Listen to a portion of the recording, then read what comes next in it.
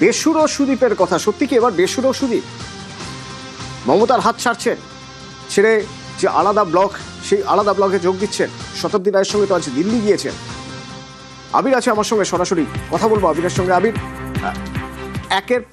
একের পর এক পদক্ষেপগুলো আমি একটু বোঝার চেষ্টা করব। এতদিন পর্যন্ত যে নামগুলো, সাংসদদের যে নামগুলো রয়ে গিয়েছিল, যে তারা মমতা বন্দ্যোপাধ্যায়, অভিষেক বন্দ্যোপাধ্যায়ের সঙ্গে রয়েছেন, সেই নামগুলোর মধ্যে একটা নাম ছিল সুদীপ বন্দ্যোপাধ্যায়। আজ দেখা গেল সুদীপ বন্দ্যোপাধ্যায় শতাব্দী রায়ের সঙ্গে দিল্লিতে গেছেন, তারপর এখন খবর পাওয়া যাচ্ছে ভূপেন্দ্র যাদবের বাড়িতে গেছেন। তাহলে সুদীপ বন্দ্যোপাধ্যায়ও বেসুরো?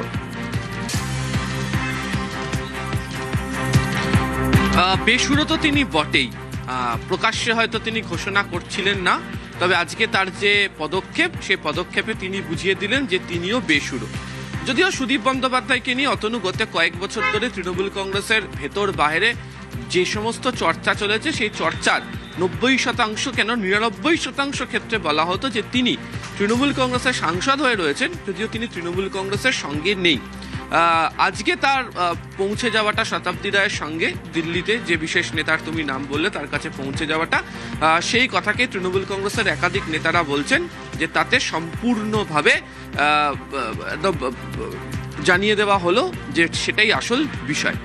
এর আগে সুদীপ বন্দ্যোপাধ্যায়কে নিয়ে তৃণমূল কংগ্রেসের অন্দরে যখন আলোচনা হয়েছে, বলা হতো যে তার জন্যই তাপস রায়, সজল ঘোষের মতো নেতারা দল ছেড়েছেন, তিনি কাউকে রাজনীতি করতে দিতেন না, তিনি লোকসভার দলনেতা ছিলেন, আবার উত্তর কলকাতার সাংগঠনিক দায়িত্ব তিনি তার নিজের কাঁধে রেখে দিতে চাইতেন। সেই দায়িত্ব থেকে তাকে সরিয়ে দিলে বলা হতো তিনি মমতা বন্দ্যোপাধ্যায়কে SMS করতেন, এবং তার যে বারবার ধরে করা নানা যে অনুযোগ, তার প্রেক্ষিতে আবার তার কাছে পথ ফিরে আসতো।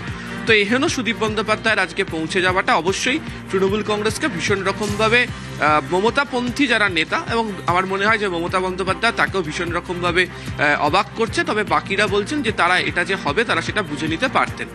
দ্বিতীয়ত, সুদীপ বন্দ্যোপাধ্যায় চলে যাওয়াতে আরও দুটো বিষয় উল্লেখ্য রয়েছে। প্রথমত, যেহেতু তিনি একটা সময় লোকসভায় দলনেতা ছিলেন, বহুদিনের তিনি সাংসদ, বিভিন্ন রাজনৈতিক দলের যাদেরকে বলা হয় দিল্লিতে যে হুজ হু যারা, তাদের সঙ্গে খুব ভালো তার রাজনৈতিক এবং ব্যক্তিগত সমীকরণ, এবং এই উভয় সমীকরণকে কাজে লাগিয়ে তৃণমূল কংগ্রেসের তরফ থেকেও বিভিন্ন সময় তাদের যে রাজনৈতিক পরিসর বা দৌত্যকে বজায় রাখার যে কাজ, সেটাকেও তারা করিয়ে ফেলতে পারতেন।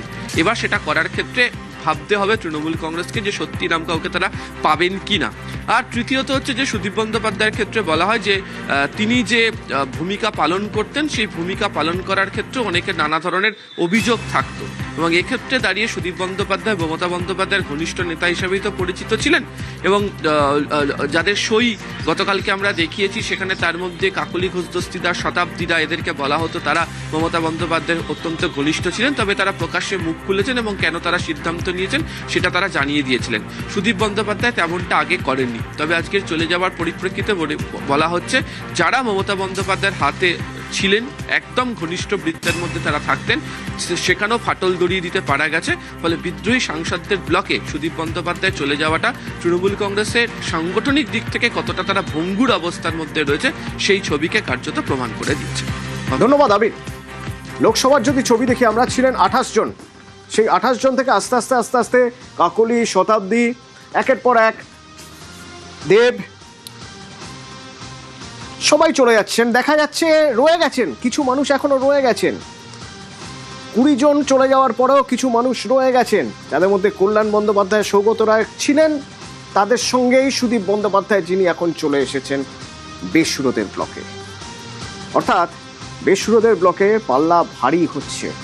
সুদীপ বন্দ্যোপাধ্যায়ও বেসুরোদের ব্লকে দীর্ঘদিনের সঙ্গী মমতা বন্দ্যোপাধ্যায়। সেই সুদীপ বন্দ্যোপাধ্যায় মমতার হাত ছাড়লে মমতা বন্দ্যোপাধ্যায়ের জন্য তা কত বড় ধাক্কা। কথা বলেছিলাম কমলিকার সঙ্গে।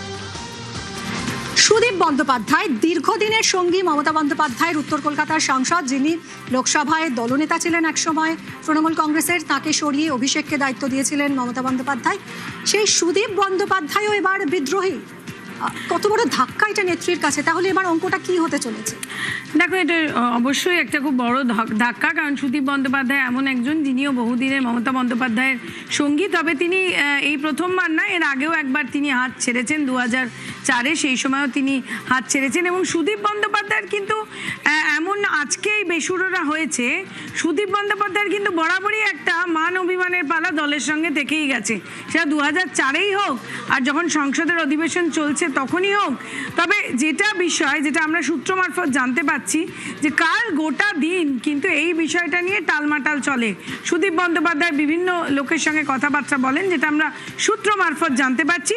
এবং আজকে সকালবেলা তিনি যখন শতাব্দী রায়ের সঙ্গে যান, তখন এই জিনিসটা স্পষ্ট হয়েই যায় যে সুদীপ বন্দ্যোপাধ্যায়ও এবার বেসুরো হতে চলেছে, বা এই যে বেসুরোরাই তো এখন সুরে এসে যাচ্ছে মনে হচ্ছে। কারণ যে 28 জন সাংসদ রয়েছে তৃণমূল কংগ্রেসের, তার মধ্যে যদি আমরা 20 ধরি বা যদি আমরা 21 ধরি, তাহলে নয়তো রইল বাকি 8 আর নয়তো রইল বাকি 7। সুতরাং এদেরই মেইন সুর হয়ে যাচ্ছে, অর্থাৎ বাকিরা বেসুরে কারা বেসুরে সেটা বোঝা কঠিন। এবং এই জায়গা থেকে দাঁড়িয়ে কিন্তু আমরা যদি লোকসভার চেহারাটা দেখি, তাহলে লোকসভার চেহারায় তৃণমূল কংগ্রেসের কাছে 2024-এ তৃণমূল কংগ্রেসের 29 জন জিতে এসেছিলেন, তার মধ্যে একজন মারা যান, 28 জন সাংসদ। সেই 28 জনের মধ্যে সুদীপ বন্দ্যোপাধ্যায়কে নিয়ে 21 হতে পারে এমনটাই জানা যাচ্ছে। এবং যেভাবে তিনি দিল্লি যান আজকে সকালবেলা শতাব্দী রায়ের সঙ্গে, এবং তারপর তিনি বৈঠক করেন, আমরা জানি কালকেও খুব গুরুত্বপূর্ণ বৈঠক রয়েছে এই বিক্ষুব্ধদের, এবং তারপর সোমবার একটা বড় কিছু হবে, অর্থাৎ সোমবার তারা অধ্যক্ষের কাছে যেতে পারেন এমনটাই খবর রয়েছে। সুদীপ বন্দ্যোপাধ্যায় বিরোধী এই তৃণমূল কংগ্রেসের দলনেতা ছিলেন, তাকে সরিয়ে দেওয়া হয়, তারপর অভিষেক বন্দ্যোপাধ্যায়কে আনা হয়। এবং এমনও হয়েছে যে উত্তর কলকাতায় সুদীপ বন্দ্যোপাধ্যায়কে সরিয়ে তাপস রায়কে তখন আনা হয়েছিল, তখনও মান অভিমানের পালা চলে। সুদীপ বন্দ্যোপাধ্যায়ের সম্বন্ধে কান পাতলে এটা জানা যায় যে দলের প্রতি তিনি বরাবরই বেশ কিছু মান অভিমান এবং বেশ কিছু প্রশ্ন তিনি বিভিন্ন জায়গায় তুলেছেন। সুতরাং সুদীপ বন্দ্যোপাধ্যায়ের যাওয়াটা অবশ্যই তিনি খুব গুরুত্বপূর্ণ, অবশ্যই তিনি আরও নাম্বার বাড়াবেন।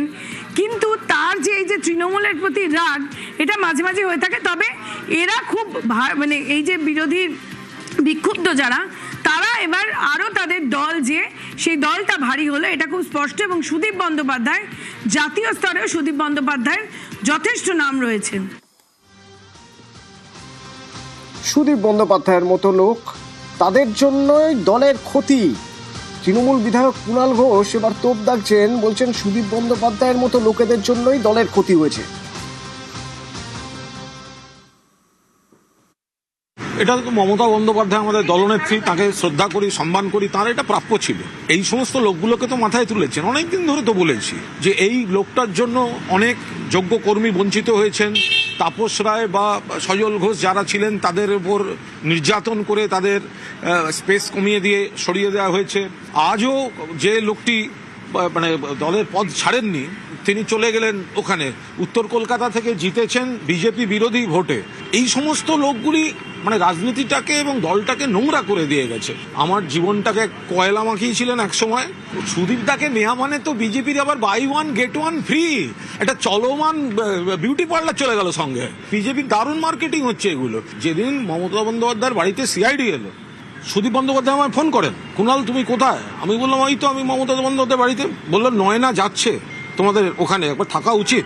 বললাম আসুক। বসে আছি নয়না দিয়ে আর এসে পৌঁছলো না, সুদীপদা বিজেপিতে পৌঁছে গেল। সুদীপ বন্দ্যোপাধ্যায়ের অবস্থানকে গুরুত্বই দিতে নারাজ মন্ত্রী তাপস রায়। আমি বলতে পারবো না, ওর কোনো গুরুত্বও নেই, ওকে কোনো আমি গুরুত্ব দিও না। তার কারণ হচ্ছে ও যেখানেই থাকুক, যেদিকেই থাকুক, যাক না কেন একটা বোঝা, লাইবিলিটি। তো সুতরাং এটা বুঝুক যার বোঝার। এই বোঝা বইতে তো ভালোবাসে মমতা ব্যানার্জি। মমতা ব্যানার্জি তো বেশিরভাগই তো বোঝা বইছেন, নাথিং নিউ। এবং এই বোঝা বইতে গিয়েই তো পশ্চিমবাংলা সাফার করছে। এই বোঝা বইতে গিয়েই তো এই সরকারটা এইসব করে বসলো। সুরেন্দ্রনাথ কলেজে উইয়ে খাওয়া টাকা উদ্ধার নিয়েও দলের সাংসদকে আক্রমণ করেছেন বিধায়ক কুণাল ঘোষ। এই যে সুরেন্দ্রনাথ কলেজ, এই যে উইয়ে খাওয়া টাকা, এই যে ভেতরের নানা জিনিস, এর সঙ্গে কোনো যাতায়াত আছে কি না, সেগুলো তো সব তদন্ত সাপেক্ষ। এখন গিয়ে পায়ে পড়ছে হয়তো। হ্যাঁ, শুধু সবটা উই খায়নি, অন্য লোকও খেয়েছে। উইয়ের ঘাড়ে দোষ দিলে হবে? সব উইয়ে খেলো তো, ফলে সেগুলো তদন্ত দরকার। আস্তে আস্তে সবাই চলে যাচ্ছে বেসুরো ব্লকে, একে একে নিভিচে দেউটি। এই রকম অবস্থায় তৃণমূল এবার মমতা বন্দ্যোপাধ্যায় কি করবেন? কংগ্রেসে চলে যাবে? কারণ যা পরিস্থিতি এবার, তো তাহলে খড়কুটো হিসেবে কংগ্রেসের হাত আঁকড়ে ধরতে হচ্ছে দীর্ঘ 28 বছর পর। তাহলে কি ঘর বাপসি?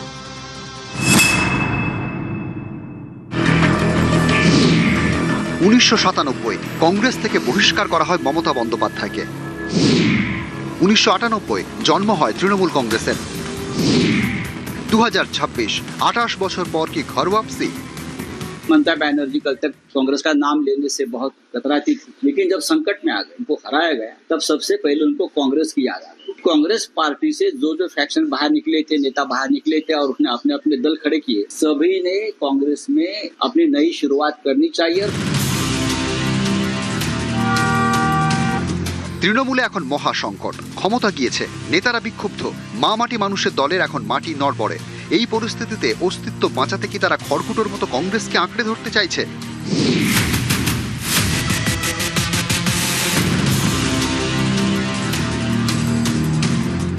গত কয়েকদিন ধরে জল্পনা তুঙ্গে। গত কয়েক বছরে কংগ্রেসের অ্যালার্জি ছিল তৃণমূল নেত্রীর। ভোটে হারার পর এখন সোনিয়া গান্ধীর স্মরণে, কখনো ইন্ডি জোটের বৈঠকে,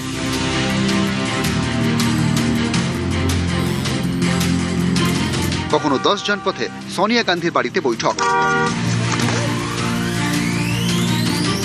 রাহুল গান্ধীর বাড়ি গিয়ে দেখা করেন অভিষেক বন্দ্যোপাধ্যায়ও। এসব দেখে অনেকের মনেই প্রশ্ন, তাহলে কি কংগ্রেসে মিশে যেতে চলেছে তৃণমূল? অস্তিত্ব বাঁচাতে কি এবার তৃণমূলের ঘর वापसी? কোন পক্ষই এই জল্পনার সত্যতা স্বীকার করেনি। তবে এবার আর জল্পনা নয়, পরামর্শ, তাও একেবারে ইন্ডি জোটের অন্দরমহল থেকে। উদ্ধবপন্থী শিবসেনার বর্ষিয়ান নেতা সঞ্জয় রাউত, শুনুন তিনি কি বলছেন। ममता बनर्जी कल तक कांग्रेस का नाम लेने से बहुत कतराती थी, गुस्सा आता, लेकिन जब संकट में आ गए, जब उनके ऊपर हमले शुरू हो गए, उनको हराया गया, तब सबसे पहले उनको कांग्रेस की याद आ गई। तो मैंने कहा कि अब ये समय है कि कांग्रेस पार्टी से जो फैक्शन बाहर निकले थे, नेता बाहर निकले थे और उसने अपने अपने दल खड़े किए, चाहे महाराष्ट्र हो, चाहे पश्चिम बंगाल हो, चाहे उड़ीसा हो, चाहे तेलंगाना हो, चाहे आंध्र हो, सभी ने कांग्रेस में आकर कांग्रेस के झंडे के नीचे अपनी नई शुरुआत करनी चाहिए और कांग्रेस को मजबूत करना चाहिए। সঞ্জয় রাউতকে সমর্থন করেছেন রাজস্থানের প্রাক্তন মুখ্যমন্ত্রী তথা প্রবীণ কংগ্রেস নেতা অশোক গেহলট। তার বক্তব্য, সঞ্জয় রাউতের কথার দাম আছে। কংগ্রেস ভেঙে যেসব আঞ্চলিক দল তৈরি হয়েছে, তাদের এবার কংগ্রেসে ফেরা উচিত। রাহুল গান্ধীকে নিজেদের নেতা হিসেবে মেনে নেওয়া উচিত।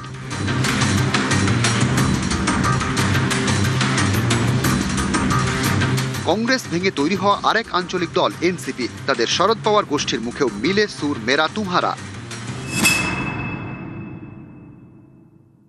तो संजय राउत जी हमारे लिए, मेरे लिए व्यक्तिगत मेरे बड़े भाई है, तो उन्होंने एक अच्छा सुझाव दिया है, लेकिन वो सर आपको क्या होगा कैसे होगा ये वक्त ही बताएगा। जो तृणमूल कांग्रेस में होता है वो हम सह चुके। पहले शिवसेना तोड़ी, उसके बाद एनसीपी तोड़ी, अब तृणमूल की बात, भुगत चुके हो। इसीलिए हम तृणमूल के साथ पूरी ताकत से है, अभी कोर्ट जाएंगे, पूरी लड़ाई करेंगे। বাংলায় যখন মহারাষ্ট্র মডেল, তখন সেই মহারাষ্ট্র থেকে কংগ্রেসকে শক্তিশালী করার বার্তা। কিন্তু ঘটনা হলো, এই দাবি সেই সব আঞ্চলিক দলই তুলছে যারা বিজেপির সঙ্গে লড়াই করে বিধ্বস্ত, যাদের নিজেদের মাটি নড়বড়ে, তারাই কংগ্রেসকে আঁকড়ে ধরার কথা বলছে। শুধু তাই নয়, যে কংগ্রেসের হাত ধরে তারা বিজেপিকে ঠেকানোর স্বপ্ন দেখছে, সেই কংগ্রেস তো গত 12 বছর ধরে বিজেপির কাছে হেরেই চলেছে। কেন্দ্রে হারছে, রাজ্যেও হারছে। নেতৃত্ব সংকটে ভুগছে দেশের সব থেকে প্রাচীন রাজনৈতিক দল। দলের নেতারাই মুখ খুলছেন হাইকমান্ডের বিরুদ্ধে। দলে ভাঙন তো রোগে পরিণত হয়েছে। এত কিছুর পরও যদি ধরে নেওয়া হয় যে আগামী দিনে বাংলায় ভোটে কংগ্রেস এবং তৃণমূল হাত ধরে ময়দানে নামছে, তাহলেও প্রশ্ন ওঠে, শীর্ষস্তরের এই সিদ্ধান্ত কি নিচুতলার কংগ্রেস কর্মীরা মেনে নেবেন? গত 15 বছর যে দলের হাতে তারা অত্যাচারিত হয়েছেন, সেই দলের প্রার্থীর জন্য কি তারা ভোট চাইতে পারবেন? এই রাজ্যে বাম কংগ্রেস জোটের সময়ও একই ছবি দেখা গিয়েছিল। 34 বছর বামেদের হাতে মার খাওয়া কংগ্রেস কর্মীরা কোনোভাবেই বামেদের ভোট দেওয়ার কথা ভাবেননি, ফলে ওপরের জোট নিচু স্তরে পৌঁছয়নি। সূত্রের খবর, কংগ্রেসের সঙ্গে মিশে যাওয়ার জল্পনা মানতে নারাজ তৃণমূল নেতৃত্ব। তাদের দাবি, বিজেপি বিরোধী ইন্ডি জোটকে শক্তিশালী করতেই কংগ্রেসের সঙ্গে হাত মিলিয়ে লড়তে চায় তারা। নিউজ 18 বাংলা।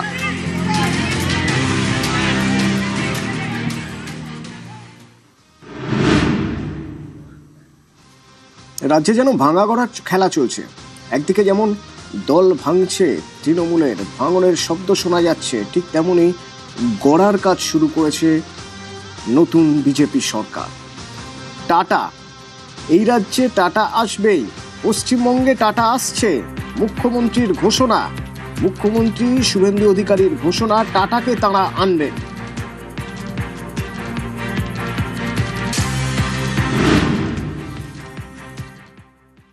স্পেসিফিক সিঙ্গুর এবং টাটা, প্রথমত বলি টাটাকে এখানে আনবো আমরা, এবং সিঙ্গুরে যে জমি, সেই জমি সরকারের হাতে এখন নেই। বিগত সরকার তার মালিকানা ওখানকার কৃষকদের দিয়ে দিয়েছে, যারা ওই জমিতে না সর্ষের চাষ করতে পারছেন, না আলু ফলাতে পারছেন, না ধান করতে পারছেন, না মাছ চাষ করতে পারছেন। ওই মাটির সঙ্গে টাটার রড, সিমেন্ট সবকিছু মিশে রয়েছে। ওই মাটির নেচারই চেঞ্জ হয়ে গেছে।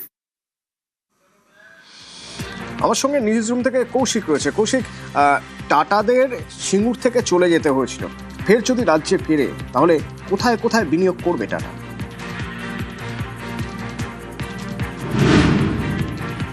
দেখো, টাটা মানে টাটা সল্ট থেকে টাটা স্টিল, নানা ক্ষেত্রে তাদের বিনিয়োগ রয়েছে, নানা ক্ষেত্রে তারা দাপট দেখায়। সেই টাটা এখন এ রাজ্যে কোথায় বিনিয়োগ করতে পারে সেই নিয়ে নানা মহলে নানা জল্পনা। তবে টাটা বলতেই যেটা সবার আগে আমাদের মনে পড়ে সেটা হচ্ছে টাটা স্টিলের কথা, অর্থাৎ ইস্পাত তৈরির কথা। সেই টাটা স্টিল তৈরি করতে সবথেকে যেটা আগে লাগে সেটা হচ্ছে কাঁচামালটা হচ্ছে লৌহ আকরিক। 1 টন ক্রুড স্টিল তৈরি করতে প্রায় 1.5 টন লৌহ আকরিক লাগে, যেটা লৌহ আকরিক ভারতে সবচেয়ে বেশি পাওয়া যায় ওড়িশায়, এবং উড়িষ্যায় কিন্তু একের পর এক স্টিল প্ল্যান্ট হচ্ছে। এবার পশ্চিমবঙ্গে কি স্টিল প্ল্যান্ট হবে? টাটা কি পশ্চিমবঙ্গে নতুন একটা ইস্পাত তৈরির কারখানা তো গড়ে তুলবে? সেটা এখন দেখার বিষয়। কারণ একটা জিনিস মাথায় রাখতে হবে, নরেন্দ্র মোদী সরকার কিন্তু ইস্টার্ন ইন্ডিয়াকে স্টিল হাব হিসাবে গড়ে তুলতে চাইছে। সেক্ষেত্রে টাটা স্টিল প্ল্যান্ট আগামী দিনে পশ্চিমবঙ্গে হবে কি না সেদিকে সবারই নজর থাকবে। এছাড়া টাটা কোথায় বিনিয়োগ করতে পারে? টাটা বেভারেজ আছে। টাটা বেভারেজ যদি আমাদের নর্থ বেঙ্গলে বিনিয়োগ করে, সেক্ষেত্রে চা শিল্প সহ বিভিন্ন শিল্প নর্থ বেঙ্গলের একটা বিরাট অক্সিজেন পেতে পারে। এছাড়া টাটা আর কোথায় বিনিয়োগ করতে পারে? টাটার যেমন আরও ধরো যেটা করতে পারে, টাটার যেটা রয়েছে যে টাটা কনসালটেন্সি সার্ভিস রয়েছে আমাদের এখানে, তারা সেই ব্যবসাটাকেও আরও সম্প্রসারণ করতে পারে। এছাড়া ধরো অসামরিক বিমান পরিবহন, টাটা এভিয়েশন রয়েছে, তারা বিমান তৈরির কারখানা এখানে করতে পারে। তবে সবচেয়ে যেটা তাৎপর্যপূর্ণ হতে পারে সেটা হচ্ছে টাটা মোটরস। টাটা যদি আবার একটা গাড়ি তৈরির কারখানা করে, কারণ সিঙ্গুরে এই গাড়ি তৈরির কারখানা যে ন্যানো তৈরি করা হবে বলে ঠিক হয়েছিল, সেটা করতে গিয়েই নানা রকম জটিলতার পর টাটাকে সিঙ্গুর ছাড়তে হয়। সেই টাটাই যদি আবার আমাদের রাজ্যে ফিরে আসে এবং ফিরে এসে গাড়ি তৈরির কারখানাই করে, তাহলে সেটা একটা বৃত্ত সম্পূর্ণ হবে। স্পেসিফিক সিঙ্গুর এবং টাটা, প্রথমত বলি টাটাকে এখানে আনবো আমরা, এবং সিঙ্গুরে যে জমি, সেই জমি সরকারের হাতে এখন নেই। বিগত সরকার তার মালিকানা ওখানকার কৃষকদের দিয়ে দিয়েছে, যারা ওই জমিতে না সর্ষের চাষ করতে পারছেন, না আলু ফলাতে পারছেন, না ধান করতে পারছেন, না মাছ চাষ করতে পারছেন। ওই মাটির সঙ্গে টাটার রড, সিমেন্ট সবকিছু মিশে রয়েছে। ওই মাটির নেচারই চেঞ্জ হয়ে গেছে। মাননীয় মুখ্যমন্ত্রী বলেছেন টাটা ফিরবেই, আমিও বলছি টাটা ফিরবেই, টাটাকে আনা হবেই, টাটা আসবেই। টাটা এমনই একটা হাউস এবং তাদের এত ইন্ডাস্ট্রি রয়েছে, আইটি সেক্টর, টিসিএস, সেটাও তো এক্সপান্ড করতে পারে। টাটা এখানে এলে পশ্চিমবাংলা এবং ভারতবর্ষে যারা গুটিয়ে নিয়ে চলে গেছিল 6,688, মানে যাবো করছিল, এবং বিদেশ থেকে বহু শিল্পপতি, ইন্ডাস্ট্রিয়ালিস্ট তারা বিনিয়োগ করবেন, লগ্নি করবেন পশ্চিমবাংলায়। কৌশিক, তাহলে কি টাটাকে ফেরাতে বদ্ধপরিকর রাজ্য সরকার? দেখো, মুখ্যমন্ত্রী বললেন টাটাকে এখানে আমরা আনব। এর আগে বিজেপির যিনি রাজ্য সভাপতি শ্রমিক ভট্টাচার্য, তিনিও বলেছিলেন যে টাটাকে আমরা আনবই। টাটা বাংলায় ফিরবেই, আমরা ফেরাবই, এটা আমাদের কাছে একটা চ্যালেঞ্জ। আমরা একটা বার্তা দিতে চাই যে পশ্চিমবঙ্গের কোনো শিল্পপতি ব্রাত্য নয়, রাজ্যের স্বার্থ কারোর ব্যক্তিগত ইগোর থেকে বেশি। আমাদের মুখ্যমন্ত্রী এর উপরে কাজ করেছেন, যোগাযোগ আছে, কেন্দ্রীয় নেতৃত্ব আমাদের সহযোগিতা করছেন। দেশের অর্থমন্ত্রী থেকে প্রধানমন্ত্রী সবাই পশ্চিমবঙ্গের অর্থনৈতিক স্থিতির একটা পরিবর্তন হোক, বাংলা নিজের পুরনো গৌরব ফিরে পাক, এর জন্য তারা সচেষ্ট আছেন। সিঙ্গুরেই কি ফিরবে টাটা? টাটা যদি সিঙ্গুরে ফিরতে চায় ফিরবে, না হলে অন্য কোনো জায়গায় ফিরবে। স্থানটা বড় কথা না, টাটাকে ফেরানো একটা বার্তা দেওয়ার। আমাদের দেশের প্রধানমন্ত্রী নরেন্দ্র মোদীজি, আমাদের দেশের স্বরাষ্ট্রমন্ত্রী অমিত শাহজি, আমাদের রাজ্যের মুখ্যমন্ত্রী সম্মানীয় শুভেন্দু অধিকারী মহাশয়, তারা যে এখানে ডবল ইঞ্জিনের সরকারের মাধ্যমে অবশ্যই এখানকার যুব সমাজকে তাদের কর্ম সুযোগ সুবিধা পৌঁছে দেওয়ার জন্য, কাজের যুক্ত করবার জন্য অবশ্যই এখানে টাটা আবার আনার জন্য যে উদ্যোগ হচ্ছে, এই সমস্ত যে সমস্ত এলাকাগুলো আছে যেখানে যেখানে শিল্প গড়ে তোলা উচিত, শিল্প হবে, এখানকার কর্মসংস্থান হবে, যুবদের আর বাইরে যেতে হবে না। কৌশিক, টাটাদের এই রাজ্যে বিনিয়োগ কতটা গুরুত্বপূর্ণ? এর থেকে কি বোঝা যাচ্ছে? একদিকে মুখ্যমন্ত্রী বলছেন, বিজেপি সরকারের মুখ্যমন্ত্রী বলছেন যে টাটাকে আমরা বাংলায় আনবো, আরেকদিকে বিজেপি দল হিসাবে তাদের দলের যিনি রাজ্য সভাপতি তিনি বলছেন টাটাকে এখানে আমরা আনবই। অর্থাৎ এই বিজেপির যে সদিচ্ছা পশ্চিমবঙ্গে টাটাকে আনার, সেটা কিন্তু বারবার তারা প্রকাশ করছেন, স্পষ্ট হচ্ছে তাদের সদিচ্ছাটা। এটা কেন? টাটা কতটা গুরুত্বপূর্ণ আমাদের রাজ্যের ক্ষেত্রে? টাটা এতটাই গুরুত্বপূর্ণ বলে মনে করছে বিজেপি। তারা মনে করছে যে টাটা বিনিয়োগ করা মানে সেই রাজ্যের শিল্প মহলের ভাবমূর্তিটা অনেকটা ভালো হয়। টাটা একটা বিজ্ঞাপন হিসাবে কাজ করে, শিল্প মহলের নজর থাকে কোন রাজ্যে কারা বিনিয়োগ করছে। সেখানে যদি টাটা বিনিয়োগ করে, সেটা গোটা ভারতের শিল্প মহলের কাছে একটা বার্তা যায়। এবং ইতিহাসটাও এর ক্ষেত্রে মাথায় রাখতে হবে, কারণ টাটাদের ন্যানো কারখানা নিয়ে যে রাজনৈতিক একটা চাপানুতর তৈরি হয়েছিল, যা রাজ্য রাজনীতিতে একটা ঝড় তুলেছিল, সেইটার কথা মাথায় রাখতে হবে। শেষমেশ কী হয়েছিল? রতন টাটাকে বলতে হয়েছিল প্রথম যে আমি বলেছিলাম যে আমার মাথায় বন্দুক ধরলেও আমি মাথা সরাবো না, কিন্তু আপনি তো ট্রিগারটাই টিপে দিলেন। এই আক্ষেপের সুরে কথা বলে রতন টাটাকে সিঙ্গুর ছাড়তে হয়েছিল, পশ্চিমবঙ্গ ছাড়তে হয়েছিল। তারপর থেকে পশ্চিমবঙ্গে সেরকমভাবে কোনো বিনিয়োগই হয়নি, বরং এটা বলা যায় পশ্চিমবঙ্গে শিল্পের খরা দেখেছে পশ্চিমবঙ্গ, শিল্প শূন্য পশ্চিমবঙ্গ। এই যে অবস্থাটা, এটারও পরিবর্তন করতে চাইছে বিজেপি এবং বিজেপি সরকার। শিল্প শূন্য থেকে বিজেপি চাইছে পশ্চিমবঙ্গ হয়ে উঠুক বেকার শূন্য। এই বেকার শূন্য পশ্চিমবঙ্গ করতে গেলে অবশ্যই বিনিয়োগ দরকার, এবং সেই বিনিয়োগের জন্য যদি টাটা এখানে বিনিয়োগ করে, সেটা একটা বিরাট পজিটিভ বার্তা যাবে। এবং সেই কারণেই বারবার বিজেপির তরফ থেকে বলা হচ্ছে, এবং মুখ্যমন্ত্রী এবার বললেন যে টাটাকে আমরা আনব, যাকে স্বাগত জানিয়েছে আমাদের এখানকার একের পর এক বণিক সভা। টাটা যদি ফেরত আসে এখানে ওয়েস্ট বেঙ্গলে, তার যে পজিটিভ ইম্প্যাক্ট হবে, এই জন্য বারবার স্টেট গভর্নমেন্ট এখন বলছে আমরা টাটাকে আনবো এখানে এর ইম্প্যাক্ট ন্যাশনালি হবে না, এর ইম্প্যাক্ট ইন্টারন্যাশনালি হবে। কিছু করতেই দিত না। একটা আপনি যদি কোনো জমিটা আগে নেন, তো জমিটা নেওয়ার জন্য আপনাকে ইন্ডাস্ট্রি স্টার্ট করার জন্য টাকা চাইতো, মাল সাপ্লাই করার জন্য টাকা চাইতো, আমাদেরকে মাল নিতে হবে, আমার লেবারগুলো নিতে হবে।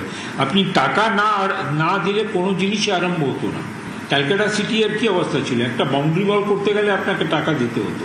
এই তো অবস্থা হয়ে গেছিল ওয়েস্ট বেঙ্গলে। This celebration is not only confined to West Bengal, the celebration is confined to all over India. এই গোল্ডেন অপরচুনিটিকে আমাদেরকে গ্র্যাব করতে হবে এখন। টাটার মতন সংস্থা যাদের আন্ডারে 100-র কাছাকাছি কি 100-র বেশিই বোধহয় কোম্পানি আছে, সারা বিশ্বে তাদের সুনাম, ন্যাচারালি তাদেরকে যদি সেভাবে ফিরিয়ে আনা যায় তো এটা একটা সাংঘাতিক পজিটিভ মেসেজ পাঠাবে, সারা বিশ্বে পাঠাবে। পারসেপশন কিন্তু ইন্টেন্ট দিয়ে বোঝা যায়। আজকে আমার স্টেটের যদি পারসেপশন চেঞ্জ করাতে হয় তাহলে গভর্নমেন্টের ইন্টেন্ট, গভর্নমেন্ট কতটা সিরিয়াস অ্যাবাউট ইনভেস্টমেন্টস, গভর্নমেন্ট কতটা সিরিয়াস অ্যাবাউট জবস, ইনকাম, এটা খুব ইম্পর্টেন্ট।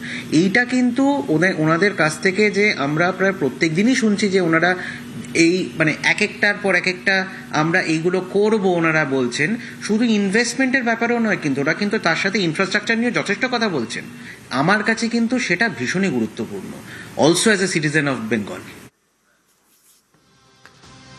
শিল্প এলাকায় কর্মসংস্থান বাড়বে, রাজ্যকে বেকার শূন্য করার অঙ্গীকার নিয়েছে নতুন সরকার, আর তার জন্য মুখ্যমন্ত্রী শুভেন্দু অধিকারীর ত্রিফলা দাওয়াই। ইতিমধ্যে আমার কাছে বহু প্রকল্প এসে গেছে। বিগত সরকারের মতো মিথ্যাচার আর ফটো সেশন করতে চাই না। শিল্প সচিব বন্দনা যাদবের নেতৃত্বে টিম বানিয়ে দিয়েছি। যতগুলো রাজ্যে বেকার শূন্য হয়েছে সেই বেকার শূন্য করার ক্ষেত্রে 3 ধরনের প্রক্রিয়া চালিয়েছে তারা।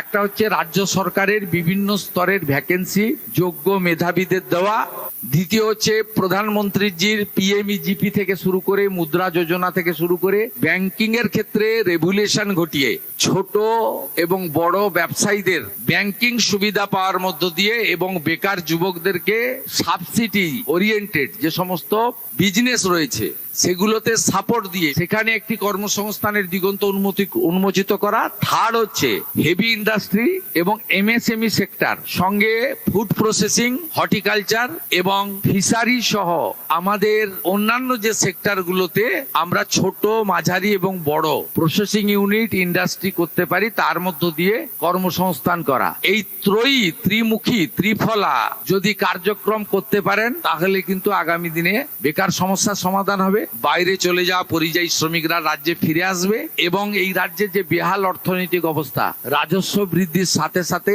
আমরা এগোতে পারবো।